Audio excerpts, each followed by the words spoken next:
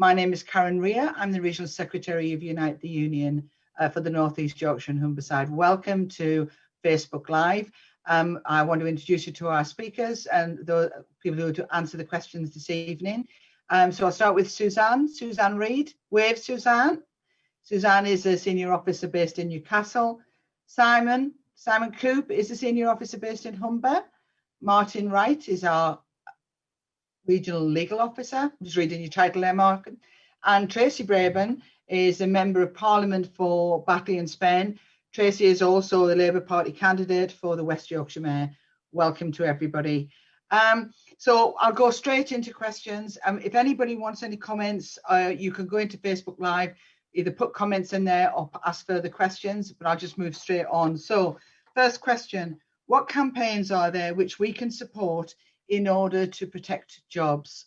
Simon, can I go to you first, please? Yeah, thanks, Karen. So Unite have got a national and regional campaign called SOS for Jobs.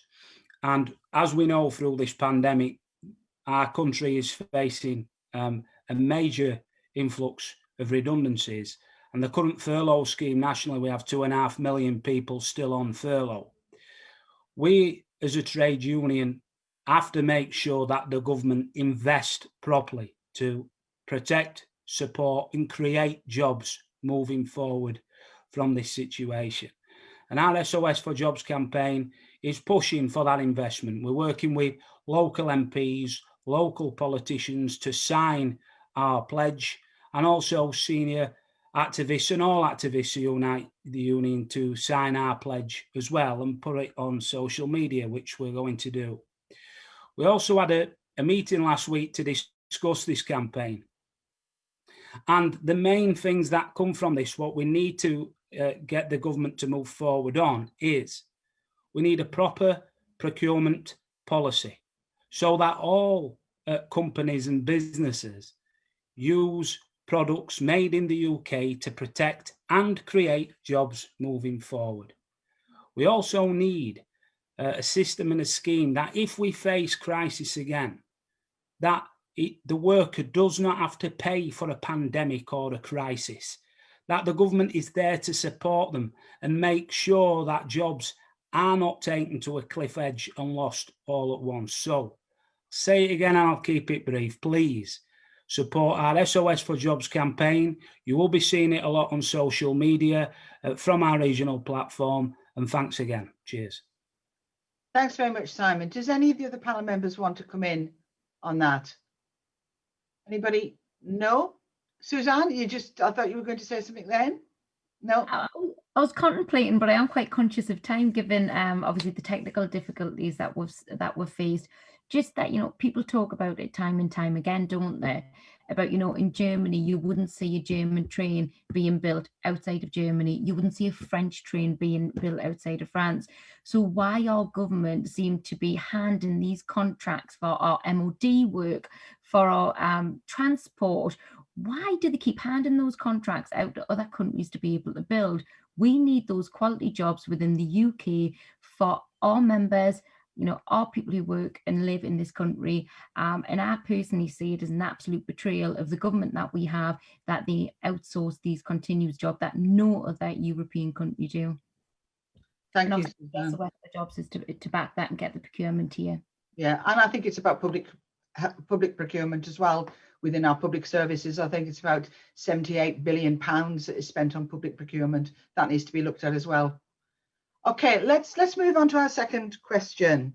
I've been made redundant. Can my employer access the extended furlough scheme? Suzanne, I'll go to you first because I think this is an industrial and a legal answer that needs to be referred to here. So I'll go to you first, Suzanne.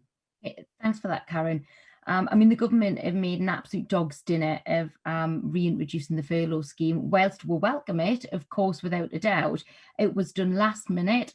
Back on the 23rd of September, the government announced that the job support scheme would be replacing furlough. Then, as we all know, on Halloween, good old Fright Night, it was advised that furlough was going to now be coming in. As I say, it's absolutely welcomed, although it's last minute and it's made a hash. As we know, a lot of people had already been made redundant by companies, given the fact that the furlough scheme was coming to a close. As part of the new furlough, anybody who was made redundant on or after the 23rd of September are able to be put on the furlough scheme. I think that's really important for people to know.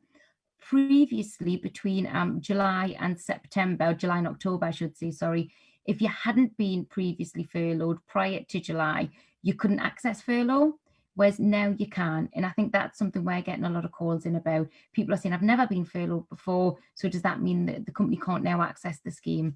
Absolutely not. It's irrelevant. It's that new rules. It's still the 80% of the salary capped at 2,500, and it's up until the 31st of March. Martin, I don't know if you want to come in, obviously the legalities around that.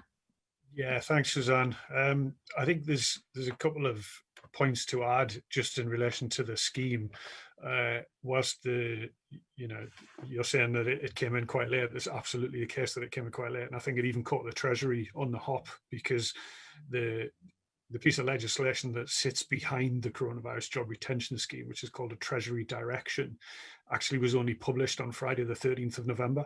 So 2 weeks into the scheme being live, that's when we get the sort of rule book, if you like.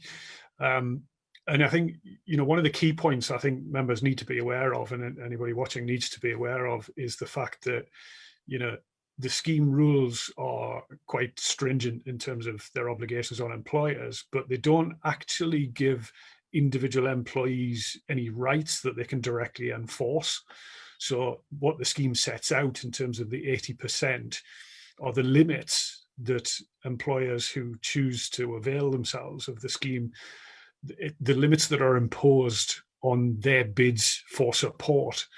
It's subject to a cap of £2,500. It's 80% of your reference salary. And that rule book that I was just talking about explains how that reference salary has to be calculated. But underlying all of this has to be an agreement between the employee and the employer to be furloughed, to flexibly be furloughed, I should say. It's when the job retention scheme came out first time, it was an all or nothing. You had to be furloughed for at least 3 weeks, and you had to do no work for the employer during that period. And then we got into the flexible furlough scheme, so you could be doing some work and some time not working. We've still got that position now. You can be flexibly furloughed, so you can be working anything less than your normal hours, which includes nothing. You can be, completely furloughed full time, and the employer can bid into the scheme. However, your entitlement throughout that period is determined by the agreement you have reached with your employer. Whatever's in the scheme doesn't give you any rights per se. Now, just because somebody has been made redundant on or after the 23rd of September doesn't mean you have the right to be brought back. You can't go back to your former employer and say, bring me back and put me on furlough. It is not without cost for employers. Employers have to pick up national insurance contributions, employers' national insurance contributions. They have to pick up pension contributions. So, we are seeing some employers who are kind of pushing back on this. We're seeing, for example, there's a large employer within our region who is at the moment looking at making about 107 redundancies. I'm pretty sure about, and that's a very specific number, 107 redundancies they're talking about. And we are saying, use the furlough scheme, use the job retention scheme. And the employer is saying, oh, no, we can't do that. We can't do that. And what they're saying is they can't do that because the jobs are not viable. Now, that's not a requirement in the job retention scheme. It was going to be a requirement in what was supposed to be coming in instead, the job support scheme, but that's gone. That's not coming in. It may come in later, I don't know, but it's not here now. This is the job retention scheme. So the question is, if anybody's been made redundant, they can be brought back, but you can't force it back. Now, if people are brought back, there's then all sorts of questions which will turn on the specifics of the case about whether employment is continuous and what happens at the end of that period if employment is continuous. If you're being paid off again at the end of the flexible furlough period, does the employer then have to go into consultation again?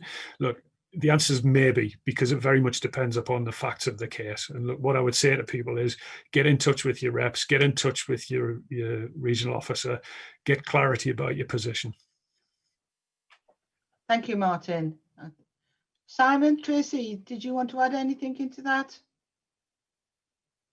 Well, I just wanted to say thank you for all that you're doing, because with this shifting sands of changes and last minute changes announced days and, you know, often hours before a scheme comes to an end, the fact that you are here for workforce to try and unpick their rights and the employer's obligations, I think if anything underscores how much we need unions during this awful period. This is why, because, you know, government could get away with all sorts of things without you holding them to account. So I just wanted to say, thank you very much for the support, because certainly in an MP's office, we're getting lots of emails, as you can imagine, people very unsure about their rights. But I am able to go to the unions that I know and the people I know and ask them for their expertise as well. So together we can support working people to get through this. And obviously there's lots of people using COVID as a smokescreen to get rid of staff, and we need to call that out when we see it. But I just wanted to say thank you for what you're doing. Thanks very much, Tracy. I think, if you know, for those who are watching this who have, you know, friends and family who aren't in a union, this is the time you seriously need to join, because only collectively can we challenge these things. Simon, you wanted to come in. Yeah, and I echo what everybody said. I think, though, the incompetence of the government in regards to putting forward policies and then making up the rules later doesn't help anybody, even a trade union giving advice or trying to move forward with a situation, and it can be frustrating for everybody. The main point, though, is the way that we can move forward to convince employers that the furlough scheme, to put you on the furlough scheme, is the right way to protect your future, short-term future, is through strong trade union, collective bargaining and representatives. And therefore, if you are in a workplace where you have got a collective agreement with your employer and you're not in a union, or you know somebody who's not in a union, encourage them to join, because the more of you there is, the more chance that your reps have got the opportunity to convince your employer the way forward of protecting your job. So I just wanted to move on from that. Thanks, Karen. Thank you very much for all of your answers to that question. Let's move on to the third question. How should elected political representatives work with the unions and union members? Well, Tracy, I think I'll come straight to you on that one. Well, thank you very much. And before I do answer that, can I say how proud I am to be supported by Unite, an amazing union that does so much for its members, and supporting me. I'm not quite the candidate as yet.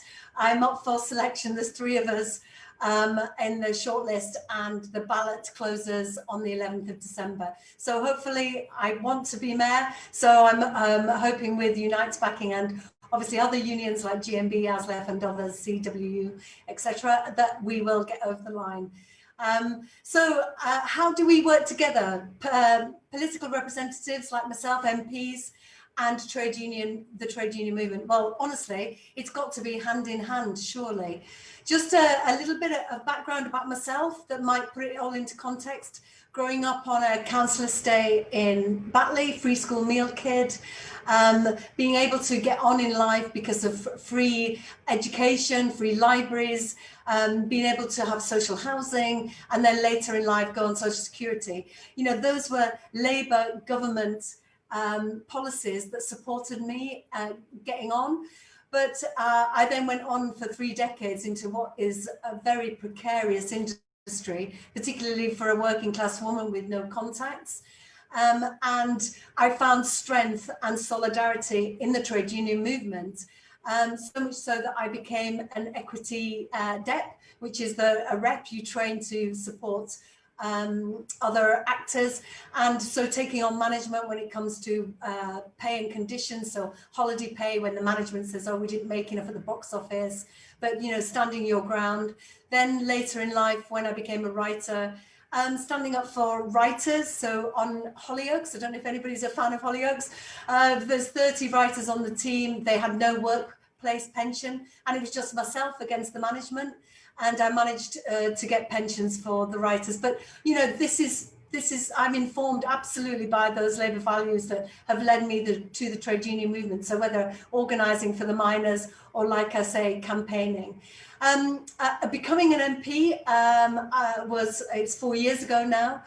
And of course, I know that the trade union movement is often approached by Labour candidates and others at a time of elections. But I think it's really important that it's not just when we need support and financial support and support from members, but it's throughout our time as representatives. So I was really proud to be elected, and then straight away, October 2016, working with Unite on a campaign that you were running, brilliant campaign actually, on the rise of food bank use.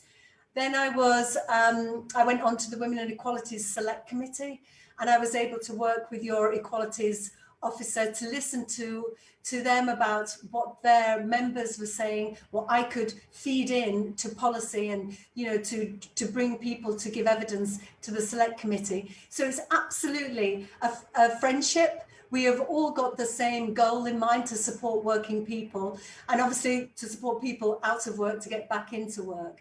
That's why I have raised questions about Union Learn, for example. I was someone that went back to university later in life. I know the power of learning. I know that the government often don't want working people to know what's going on. They don't want us to know the truth. So it's often quite useful that working people don't have access to learning. But the way that government have handled it, I think, has been terrible. And 200,000 people who could benefit are going to potentially miss out on just getting on in life. And certainly when working alongside the union movement, and I'm so proud to be a union member, that we feed in questions. So if there's something that you're campaigning on, I can amplify. If I have a campaign, I reach out to the trade union movement to help and support, because we, you know, together we are stronger. And certainly that's what I'm hoping I'll be able to introduce as the Mayor of West Yorkshire. We know that, as I said, that COVID could be used as a smokescreen for, you know, the reduction in paying conditions. You're running an amazing campaign around aviation, British Gas, and that hire and refire, fire and rehire. And we know that many people have been let go because they were either, you know, union members and were challenging their management, so they were let go because of COVID. We can't allow that to happen. So I'm going to have a Fair Work Charter. I'm going to encourage businesses to get involved. We need good work and a decent pay. We need opportunities for progression and proper paying conditions like maternity, paternity rights. I had a 10-minute rule bill around selfie leave, so paternity rights for self-employed dads. Lots of trade unions got involved in that, because we know that so many people are now in the gig economy and in very precarious work, that it's not in how it used to be in the olden days, back when I was a kid, when you had a job for life. Trade union membership is often people in and out of work, and people out of work, so we need to support them. So I am really excited about working with the trade union movement, and certainly what we've seen in Wales, in the government in Wales, how they are working with the trade unions in partnership, in their social partnership, I think is an absolutely brilliant idea. Getting businesses, councillors, the mayor, decision makers, unions round a table and saying, how can we have community wealth building? How can we have inclusive growth? And I know that using your experience and my experience together, we can make certainly West Yorkshire somewhere that will really thrive. Trying to reindustrialise our heartlands in that sustainable way, green jobs. I know you're desperate to do that, and to rebuild after the devastation of manufacturing in the north. Working hand in hand, we can really get a lot done. Can I just finally say that it weighs a little bit heavily that we don't have any women metro mayors. and that if I become the Mayor of West Yorkshire, I'll be the first female Metro Mayor. But the unions have been right at the front of that diversity, equality and inclusion work, really challenging the government. And just finally, you know, we would not have the furlough scheme that you were talking about. 7 million people would not be protected without the work you did with Number 10. So just thank you for all you do. And also, you know, reach out to your MPs, whoever your MP is, because, you know, I'm sure, particularly if they're a Labour MP, they will want to get on board with whatever you're doing, whatever campaigning you're doing in order to make life better. Thank you, Tracy. Suzanne, Simon, did you want to come in? Simon. Yeah, thanks, Karen. In regards to working with MPs and what should elected representatives do, any industrial problem that happens in somebody's constituency, it should be the elected representatives' problem as well. And the industry, if we've got an industrial dispute or an industrial problem, and we're dealing with it the way that a trade union deals with it, we should have the support of the elected politicians in order to help us move forward and reach agreement on that basis. And that needs to be done, no matter what party we are. But there is a clear point that Labour MPs do come forward and work with us. And what we need to do is, when that issue is in place, if you make contact with your elected representative, they should come together with your trade union to support you and your campaigns in that industrial point. And the majority of them do. There's some MPs that we write to who don't, but the majority do. And I just want to say and support Tracy in her point of view. West Yorkshire is crying out for progressive industrial strategy and politics to work together to move that forward. And I thank her for her comments. Cheers.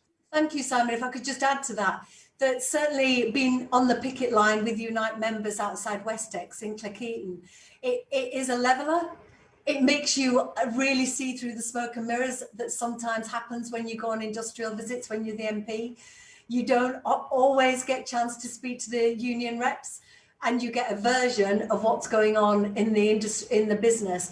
And actually, if you stand with the workers outside and hear the stories of the way that they've been, you know, potentially manipulated into accepting deals that are a third of the wages they were on a month ago, absolutely, that's where you get the real deal. That's where you get the authenticity and the understanding of what's going on in that business. So I totally agree. Thank you. Thank you. Let's we'll just move on. I think we do.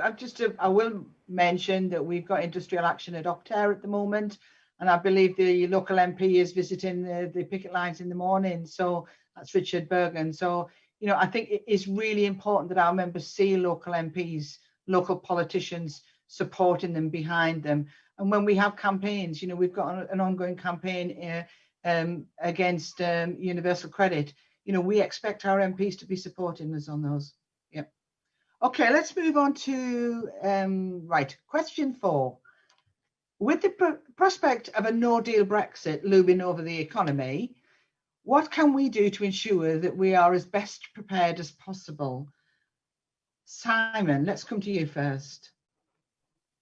Yeah, this is a good question. Brexit. We all know the history around Brexit. We know where the vote has gone, but Brexit is an industrial issue first and foremost. It is. It's a political issue, but it's an industrial issue because it links in with economy. And if our politicians or our government do not get Brexit in place that'll help the workers, then the trade unions and its members and its activists have to do it from themselves. And that's through collective bargaining power in that sense. And I say power, and I've mentioned it before, and it needs to happen again. No matter how Brexit takes shape, no deal, trade deal, whatever, you need to be consulted and have information from your employer on how Brexit is going to affect them. And in turn, you can move forward industrially through negotiations and talks and consultation and information to make sure that you, as trade unionists and the business, come together with an agreement to protect the workers no matter what happens through Brexit. The points that I'm saying is, you can move forward. Let's say, for example, employment law, which is protected through the European Union, vanishes through Brexit. There's no stopping you as a collective bargaining unit through your negotiations to work with your employer to say, let's get these laws as a minimum, because you should have more than that, but as a minimum enshrined in our collective bargaining agreements so that we can protect them moving forward no matter what happens. Health and safety legislation, etc., etc. We've also got companies in our region that are multinationals, where our trade union representatives sit on European work councils. They're not protected in this process as yet. And we should work with our politicians, but work with our businesses foremost and take care of our own businesses, trade unions, and say, will you protect the forum for UK seats on a European Works Council, even if it's in name, and move that forward and protect European Works Councils. European Works Councils, although were criticised on their creation, can slow and stop companies in some instances going roughshod through cutting terms and conditions, rehiring and refiring, like Tracy said, and they can help in that sense. But as a workplace reps, the steps that we should be taking today is make sure that we've got the right to consultation with your employer over Brexit planning. Get Brexit and the trade deal moving forward at the bargaining table. Keep your rights at work by enshrining them into your agreements. And make sure that employers who come from the European Union and work in the UK are protected and they have the right to remain. They've worked alongside you and they should continue to work alongside you. And as I said, and I'll sum up, European Works Councils. Let's try and get the right to keep them as well and protect it in the UK after Brexit. So that's what I think we should do in preparation as trade unionists to prepare for whatever eventuality comes from these trade talks. Thank you. Thanks very much, Simon. Tracy, are you able to pick this up from your perspective? Because obviously it's a very broad question, really. You know, how do we prepare for this? Well, certainly it has been chaos, hasn't it, getting us to this point? I think there's been so much pain and division in our communities. Worker stood next to worker, not speaking because they voted in different ways or because they have different views about Brexit. I'm very concerned there's going to be a no deal. As what I'm hearing, the mood music is that it's going to be some sort of deal, but it's not going to be a great deal. Now, we have got to make sure that as we move forward, when we start to get these trade deals or get this government's conversations with others, that our workers and our products and our industries like farmers and like manufacturers aren't the low-hanging fruit, like the NHS being sold off in order to get these trade deals that the government wants. I think it's been really worrying for manufacturers. I've got a local paint manufacturer and we had a really long meeting the other day, really very worried about getting their products into storage. And then when they've filled their storage capacity, that's like 3 days worth. And the idea of miles and miles of trucks waiting to get through customs, when actually what we need as well is we need the tests for COVID, we need the vaccines for COVID. How are we going to get those through sort of as swiftly as we need them under those time restraints? I think it's upsetting I voted to remain. My constituency was a large leave vote. I do think we've come to the point where we are leaving. That debate has ended. Now it is about the conditions with which we leave. It is about protecting workers' rights and industries going forward. it's important though to reiterate that we might be leaving the European Union, but we're not leaving Europe. And what we want to do is to keep those connections with our European friends. And I am sure that Unite and other unions are keeping those relationships with sister unions in Europe so that those links aren't broken. But it's certainly something that is preoccupying the minds of members of Parliament. How do we make sure that we have opportunities to scrutinise, to challenge this deal, to make sure that it's not just steamrolled through and then we end up with chlorinated chicken and farmers going bust left, right and centre. So it is worrying. However, optimistically, I also think we have to look at where we can find opportunities.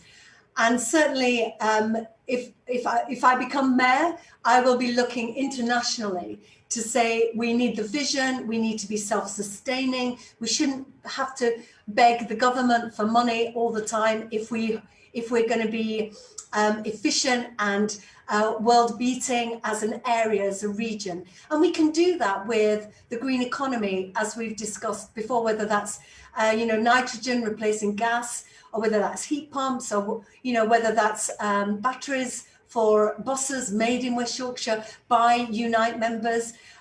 It's really important that we try and look to the future. And that's why I think skills and retraining is going to be really, really important. So we've got all this money from government for retrofitting homes, but we don't have enough skilled workforce to do it at the speed with which it needs to be done.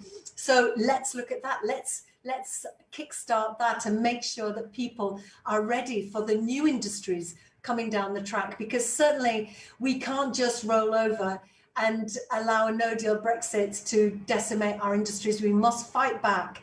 And like I've said, we fight shoulder to shoulder. The member of parliament with the trade unionist, with the worker, to make sure we get the best deal. So it could be grim, but we have to heal our communities. And also, I think, look internationally to see what opportunities we could get for our region. Thank you very much, Tracy. I think the concept of what you said there is about healing our communities, but it's also even wider than that. It's about pushing our agenda for a voice for the North. We've talked about this. This is a voice that we need to have and we need to stand. And it's not just the Northwest, it's the Northeast, across the North. And that's starting to grow in momentum. We are getting much more commonalities across the North. Voices that are coming together. The mayors are starting to come together. The unions are coming together. One of the areas that we have looked at, I don't know whether Simon and Suzanne want to come in, this is about the free ports. We've got to be aware of some of these dangers that might be coming down the line. And we can only do that when we work closer together. Martin, I don't know, from a legal perspective, I mean, obviously, Brexit can change quite a lot. Did you want to come in on that?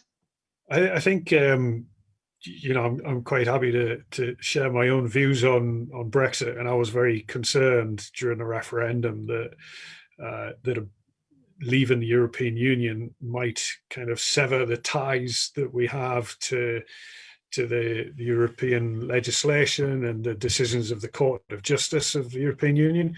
Because certainly I know from the work that I do for our members and supporting our officers to support our members, a lot of the advice that I give to people has its roots in European legislation and in European court decisions. Things like, for example, holiday pay. I mean, we've had the working time regulations in place for a long time now, over 20 years.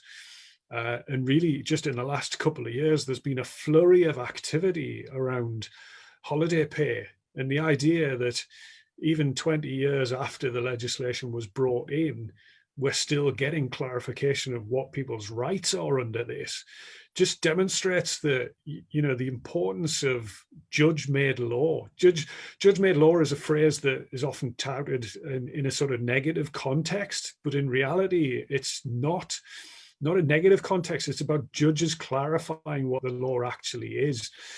And, my worry is that, the baby goes out with the bathwater here.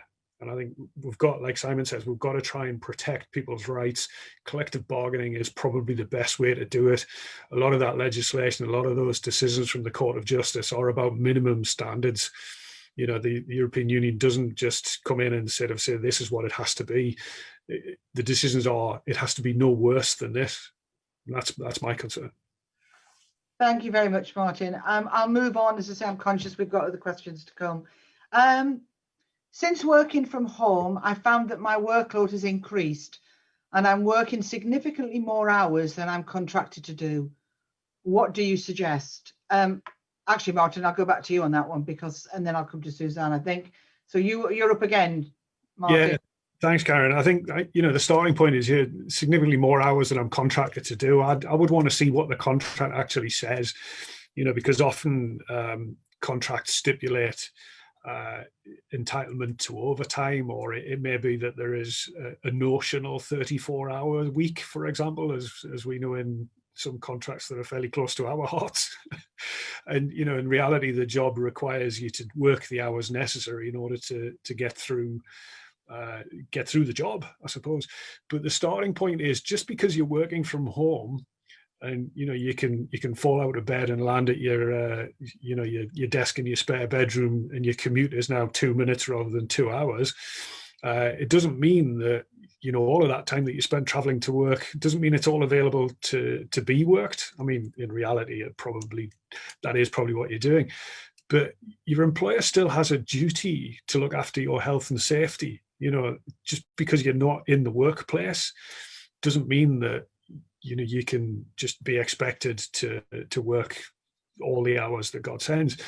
It is about whether your job is achievable. What does your contract say? What does it say about, the reasonable expectations of your employer? An employment relationship is like, it is a relationship. It's a two-way street. It's not, it's not in the old language, it's master and servant, but, we've moved on a long way from that master and servant stuff. And people have got rights at work. A lot of those rights are hard won by the union movement, of course. But the starting point is, what does your contract say? What are you being asked to do? And I think you've got to go back to the employer and say, look, you're asking me to do stuff. I don't have access to my usual support networks. I'm having to work more slowly because of connectivity issues, as we've seen tonight, technical difficulties and all of that. How many times have we been on a Zoom and you get that sort of freezing thing? These things happen. And of course, that has an impact on your capacity and the amount of work that you can get through. I know from my own experience, working from home since middle of March, that I spend more time waiting for emails to send or download or to file things remotely. And it's just about having that conversation with your manager, your employer, and say, look, I'm doing my best here, assuming you are, and see where you can get to.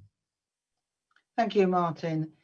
Suzanne, I'll come to you, because I think this is as time has gone on, more and more issues have come to us about people working from home and the pressures that they're under. It all some people thought, it's a great thing, but as time goes on, the pressure on individuals, the additional hours they are actually working, the lack of breaks they're taking, they're not looking after themselves, their mental health. So you're a senior officer, you work from home at the moment as well, and have children, all those pressures.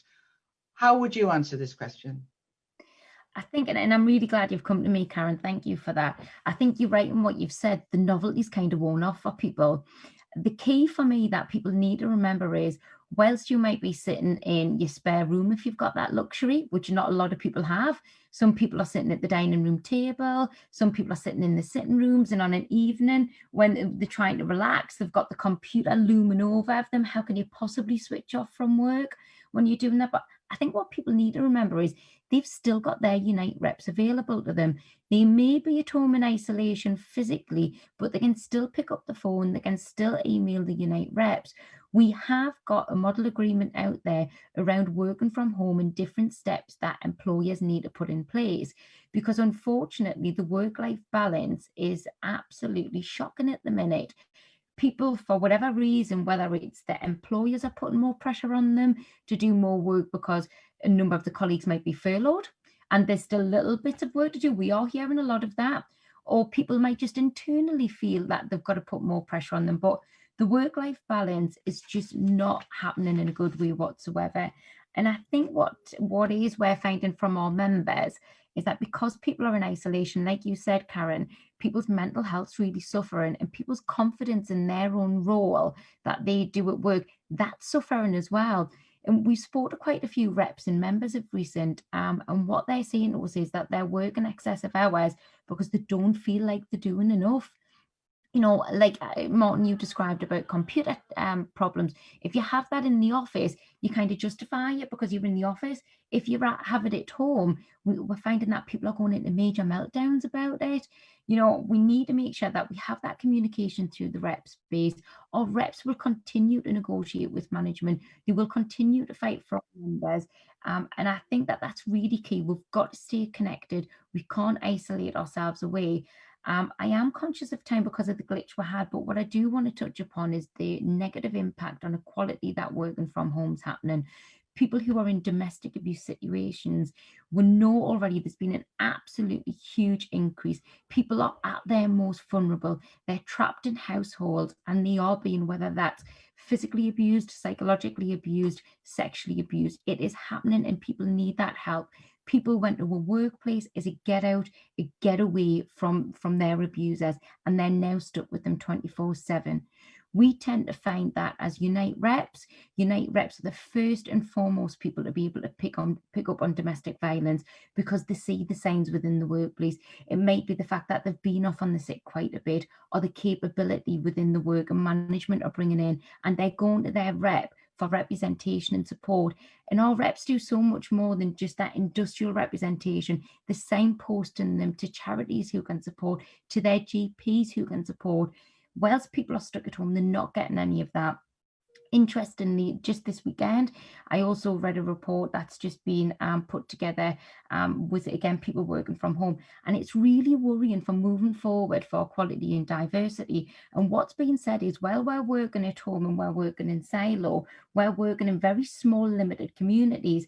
And actually, when we go to workplaces are the key to break down misconceptions and stigma amongst different groups of people, whether it's different religions, you know, different cultures. That is how we become one. We mix socially together. We discuss what goes on in our personal life. People start to understand people from different cultures. And again, whilst we're sitting in our sitting rooms, kitchens, wherever, we're not getting any of that. And there is that threat that equality and diversity is going to massively suffer if we continue to work from home. So thank you for coming to us. It is something that I think we need to do a lot of work on. And what my key message for those members out there, which is keep in touch with your Unite reps. They're still here for you. Just because they're sitting in their sitting room, in their kitchen, they're still in touch with us as well. Unite is here for you, whether you're sitting in your workplace or you're sitting at home. I'll leave on that. Thank you very much. Tracy, did you want to come back? If I may just add something very quickly. Also, as an employer of 7 members of staff, I'm also very aware that the burden of responsibility for when, for example, a child is in a school where there's a COVID outbreak, they're also homeschooling children. Yeah. And it's back and forth, or they have an elderly relative that is isolating. I think also employers need to get that message too, that they have to show more flexibility, because it isn't as if you're in the workplace. It's actually with many other pressures and demands on your time, whilst also trying to do the work you've been allocated. So it's also about the employers being understanding. Thank you, Tracy. I think that's a really good point. It's about, we've never lived through anything like this. You know, we all have to be tolerant and compassionate to all of us. You know, we don't live in other people's shoes. We don't know what it's like sometimes. Okay, let's move on. Right, where are we up to? Yeah, question 6.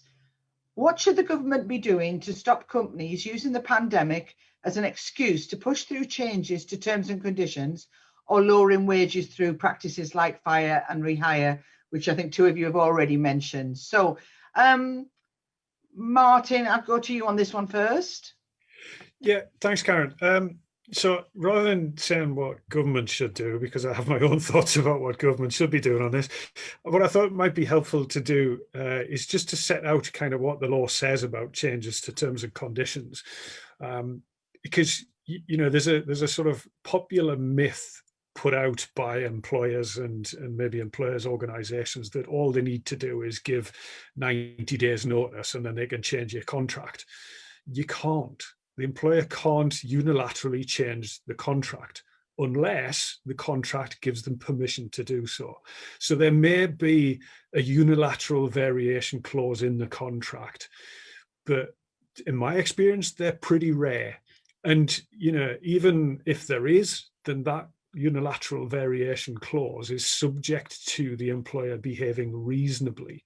Now, where we see the vast majority of changes to terms and conditions is by agreement. Now, this is why employers are trying to push things, and it's why employers think and like to pretend. I think they know really, but I think it's why employers like to pretend that all they have to do is give 90 days notice and that's all they have to do.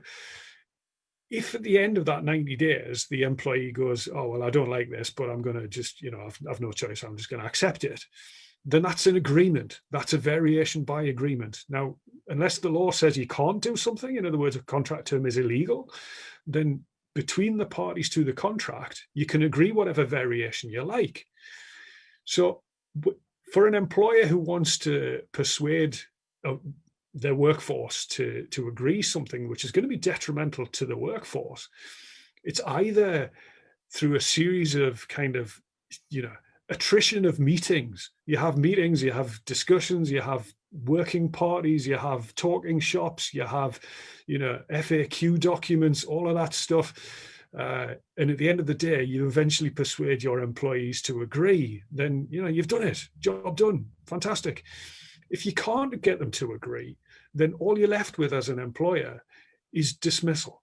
Now, because that dismissal is not for a reason associated with the individual, if you're dismissing more than 20 within a period of 90 days, then you have to go into collective consultation for redundancies. Now, it's not redundancy in the sense that, we're getting rid of people and, we're going to have fewer people doing the job, or we're moving them to a different location and therefore you're going to get redundancy pay. It's not that. This is again another example of European legislation coming in and protecting our workers. And it remains to be seen whether this survives a no-deal Brexit. But in that scenario, it's called an HR1, but there's a form which the employer has to send by law to the Secretary of State to notify the Secretary of State that they're intending to make a number of redundancies, a number of dismissals. And if the employer doesn't do that, it's actually a criminal offence. They have to share that with any recognised trade unions or any workplace reps. And ultimately, that's when the notice period comes in, because that notice is actually dismissal and re-engagement, the so-called fire and rehire approach. But again, that is a dismissal. It is an offer of employment on amended terms, and it is subject to a test of reasonableness. So the law is not great here.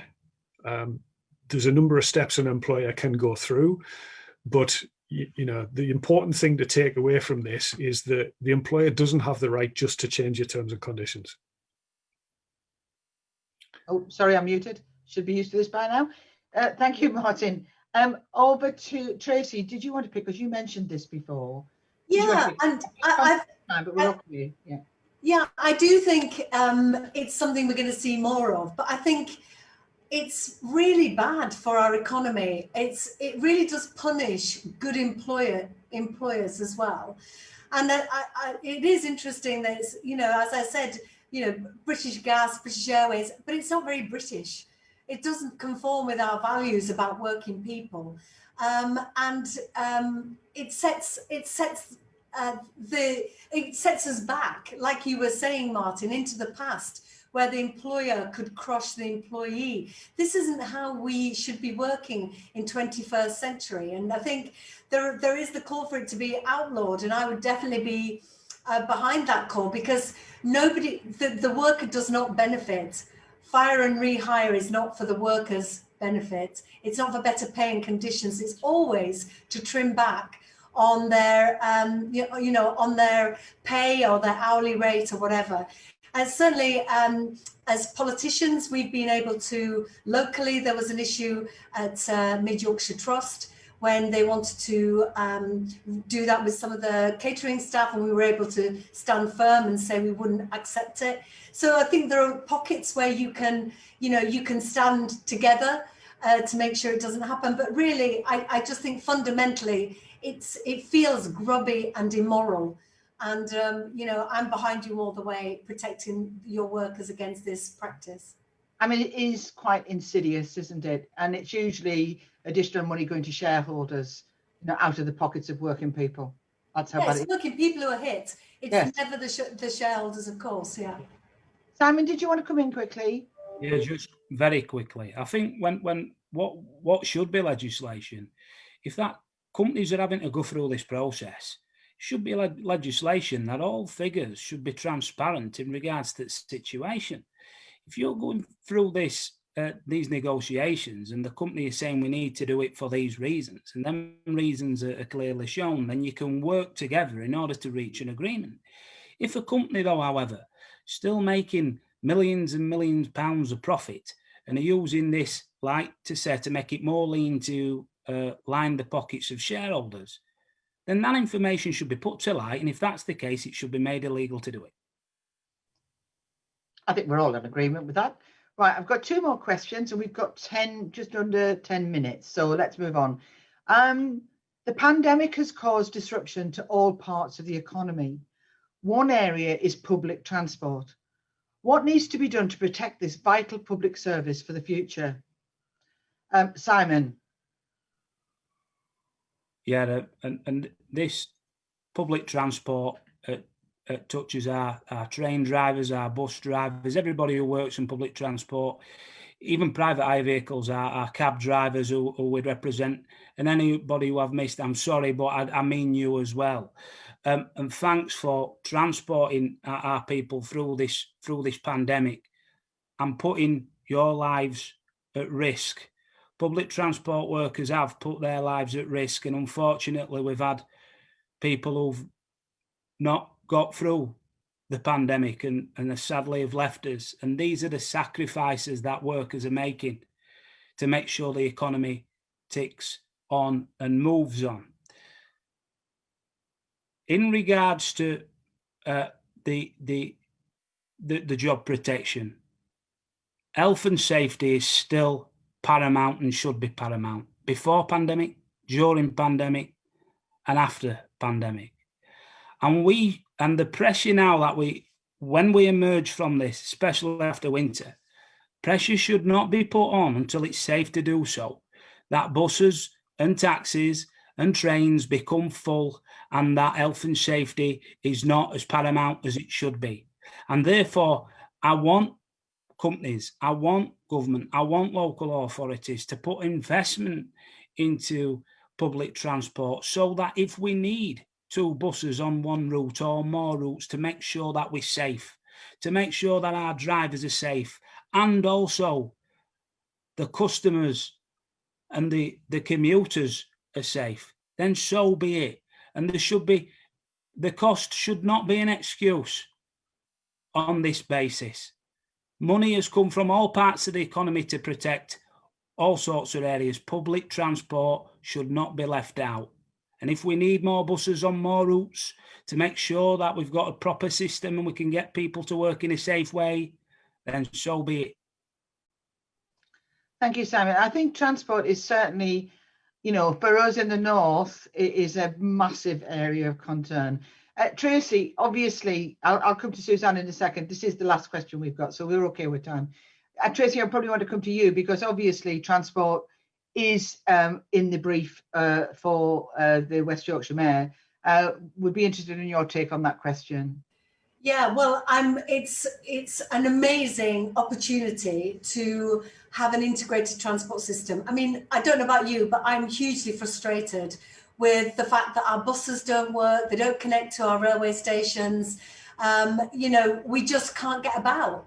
if you don't want to go into cities but want to go across from village to town, the services just don't exist. And I really do believe now is the time, an amazing opportunity for us to get proper control over our transport system in a way that I don't think we've had that opportunity before. It's got to be run for people, not profit. We know this. It can't just be about companies coming in, taking the cream of the routes for their shareholders, and then the council filling the gap when it comes to those essential but unpopular routes. And just very quickly, I did a really big public meeting just before COVID hit, when Arriva were changing their routes. And I just remember this story from an elderly man. He was a widow, and he came because the route had changed, so that the one day that he went out to a lunch club, he couldn't go now because the bus didn't stop where it had stopped. And for that story, there's thousands across the whole of West Yorkshire of people who just can't get to college on time, are always late, and really worried about being fired, thinking, I'm going to have to take the car because I can't rely on the bus, I can't rely on the train. We've seen the divide between the south and what's spent in the south versus the north. We really have to do that proper levelling up. And this is about a bus system that works for people, but is also green. I've been very worried that the government have been encouraging people, obviously, to stay safe, going into work in their cars. So this is bad for the planet, bad for air quality, and also gets people out of the habit of using buses. I want to get people out of their cars, back onto public transport that is run and controlled by us, for us, with the proper connectivity that really is fair. And certainly, I don't know about you, but it cannot be beyond the wit of man to have a tap in, tap out, capped fare across the whole of West Yorkshire in the same way that they have in London. It is something that is progressive, and it sets us up for our future as a 21st century region. Certainly as well, getting young people back on buses with lower fares or free tap in, tap out, really, really important. There's lots to discuss. We could spend the whole session talking about transport, but I'm very excited about this opportunity. And one of the reasons why I really want to become the mayor. Thank you very much, Tracy. I think the other thing is the connectivity between the east and the west coast, rather than the north and south. That's what people in the north want. Absolutely. Martin, did you want to come in, because we do have a dispute on it that come in on the more in next week or two. Some of our members have got concerns in passenger transport. Do you want to give us a very short brief on what their issues are? Thanks, Karen. Yeah, just very, very briefly.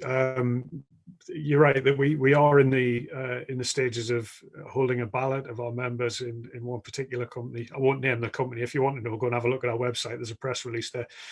And really the dispute there, there's a number of aspects to the dispute, but the key one is that the scheduling of services was changed at the early stages of the lockdown 1.0, if we can put it like that. And when anybody who did go out of the house at that time, you noticed that the roads were pretty empty. I mean, there was, our members were still running the bus services for key workers and everybody who needed to travel, whether, for whatever reason.